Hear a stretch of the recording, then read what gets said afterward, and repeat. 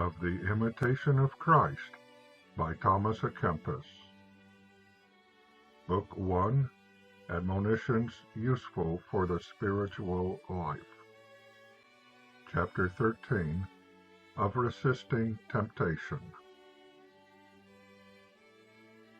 As long as we live in this world, we cannot be without tribulation and temptation. Whence it is written in Job, "The life of man on earth is a temptation." Therefore ought every one to be solicitous about his temptations, and to watch in prayer, lest the devil, who never sleeps, but goeth about seeking whom he may devour, find occasion to deceive him. No man is so perfect and holy as not sometimes to have temptations, and we cannot be holy without them. Yet temptations are often very useful to a man, although they may be troublesome and grievous, for in them a man is humbled, purified, and instructed. All the saints have passed through many tribulations and temptations, and have profited by them, and they who could not support temptations became reprobate and fell away. There is not any order so holy, nor place so secret, where there are not temptations and adversities. A man is never wholly secure from temptations, as so long as he lives, because there is within us the source of temptation, in that we were born in concupiscence. When one temptation or tribulation is over, another comes on, and we shall have always something to suffer, because we have lost the good of our happiness.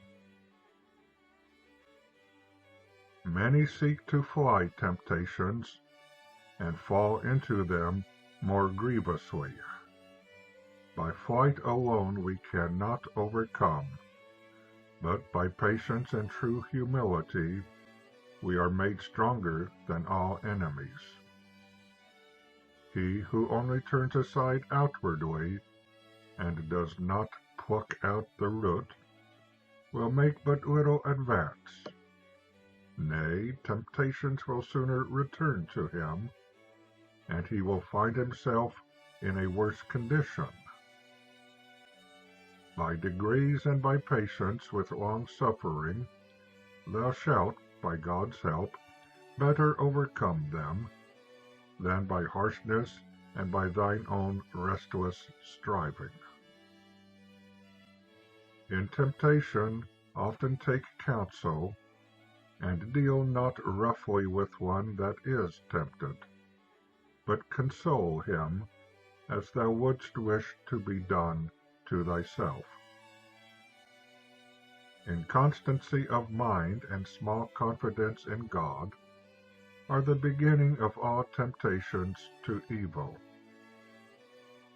For as a ship without a rudder is driven to and fro by the waves, so the man who is remiss and gives up his resolution is many ways tempted. As fire tries iron, so temptation tries a just man.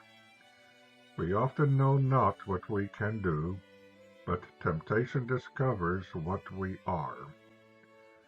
However, we must be watchful, especially in the beginning of temptation, because then the enemy is more easily overcome, if he is in no wise suffered to come in at the door of the mind, but is met outside at the threshold as soon as he has knocked. Whence a certain man said, "Withstand the beginning, after remedies come too late." For first a bare thought comes to the mind, then a strong imagination, afterwards pleasure and evil motion and consent. And thus, by little and little, the wicked enemy gets full entrance, because he is not resisted in the beginning. And the longer a man is sluggish in resisting, the weaker he daily becomes in himself, and the stronger the enemy becomes against him. Some suffer greater temptations in the beginning of their conversion, and some in the end. And some there are who are much troubled, we may say all their life.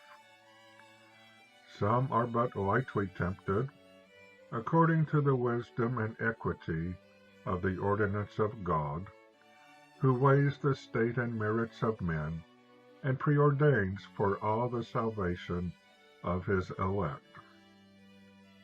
We must not therefore despair when we are tempted, but must pray to God with so much the more fervor, that he may vouchsafe to help us in all tribulation, who, according to the saying of Paul, will doubtless with the temptation make such a way of escape that we may be able to bear it.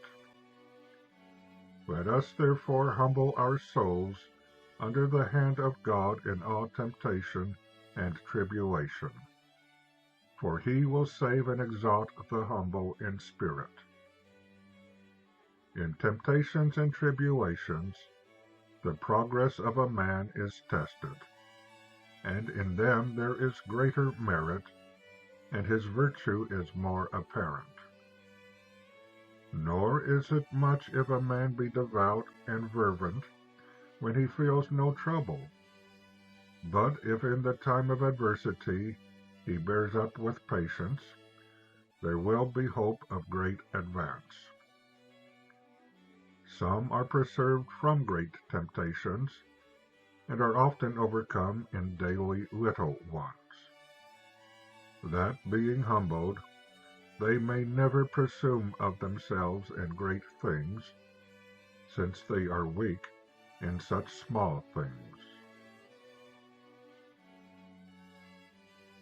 And that concludes Chapter 13 of Book 1 of the Imitation of Christ.